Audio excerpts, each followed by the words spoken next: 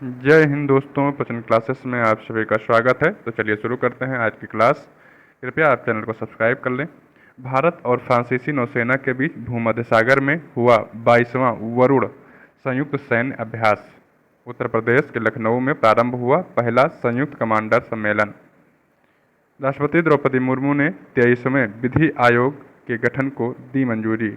राजस्थान सरकार ने अपने तरह के पहले महामारी की तैयारी के लिए विषाणु युद्ध अभ्यास का किया आयोजन। केंद्रीय विधि एवं न्याय मंत्री अर्जुन राम मेघवाल ने नोटरी पोर्टल किया लॉन्च।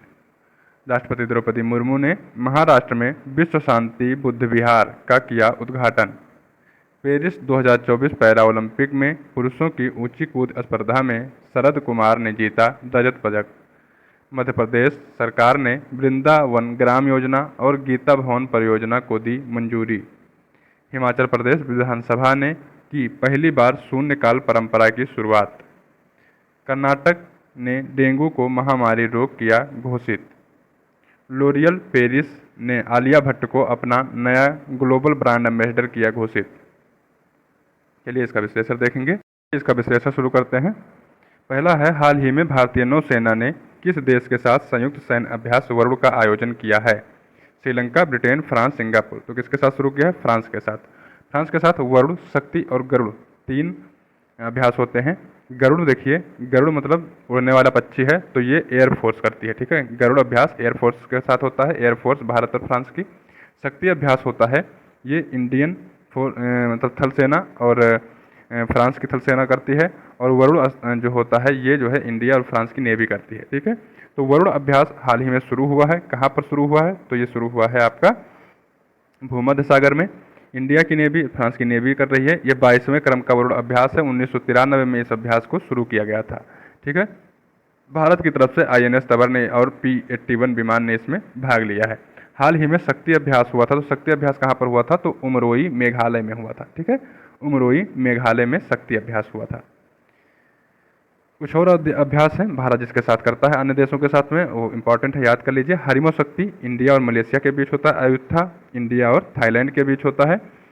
एक्वेरिन इंडिया और मालदीव के बीच होता है। मैत्री इंडिया और थाईलैंड के बीच होता है। सूर्य किरण इंडिया और नेपाल के बीच होता है। डस्टलिक इंडिया और उज्बेकिस्तान के बीच होता है।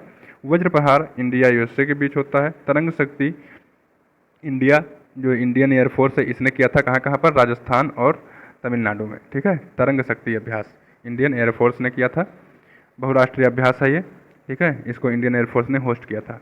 गरुड़ शक्ति इंडिया और इंडोनेशिया करते हैं। गरुड़ शक्ति, ठीक, गरुड़ जब पूछेगा तो इंडिया और फ्रांस करते हैं। ठीक, गरुड़ जब पूछेगा तो इंडिया और फ्रांस करते हैं, और जब गरुड़ शक्ति पूछेगा तो इंडिया और इंडोनेशिया करते हैं, ये याद रखिएगा। बोंगो सागर संप्रीति ये करते हैं इंडिया और बांग्लादेश। चलिए नेक्स्ट क्वेश्चन है, हाल ही में पहला संयुक्त कमांडर सम्मेलन कहाँ आयोजित हुआ है?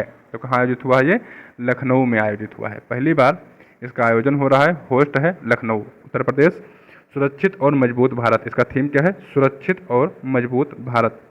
बदलते परिवेश में सेना में बदलाव करने का, जो बदलाव अगर कुछ होना चाहिए तो उसके लिए सम्मेलन बुलाया गया है। एयरफोर्स, नेवी, आर्मी सबके हेड इसमें बुलाए जाएंगे।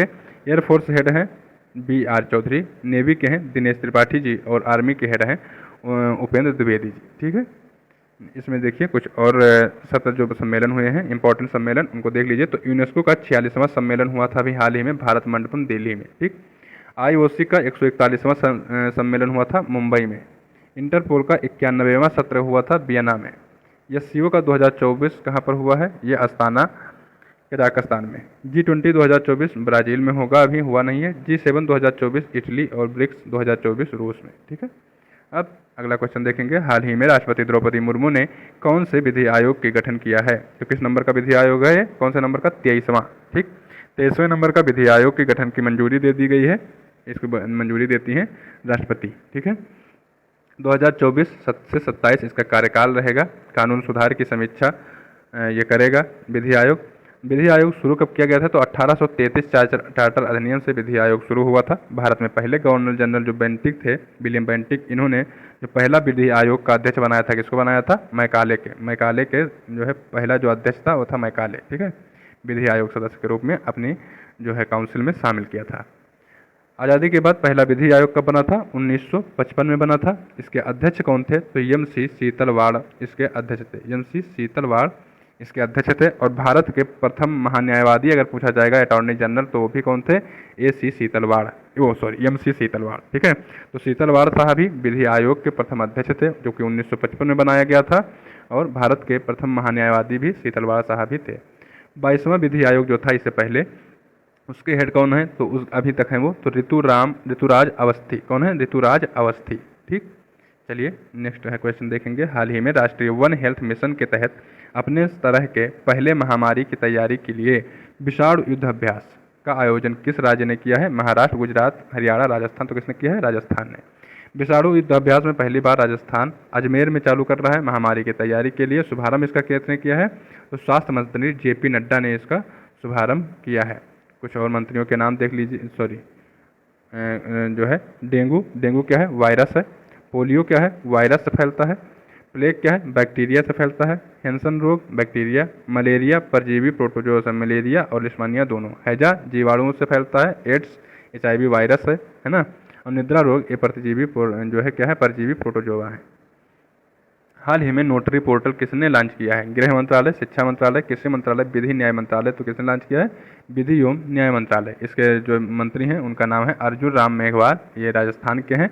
नई दिल्ली में इन्होंने इसको लॉन्च किया है। कागज रहित कैशलेस नोटरी जो है ये लॉन्च करने की कोशिश की गई है। इसके प्रथम लाभार्थी हैं राजस्थान बीकानेर से श्री भूरा राम। कौन है? भूरा राम नाम है। रेल मंत्री इस समय जो मोदी गवर्नमेंट बनी है इसमें कौन है? तो रेल मंत्री हैं अश्विनी वैष्णव जी, यही पहले भी थे। महिला और बाल विकास मंत्रालय है अन्नपूर्णा जी के पास में।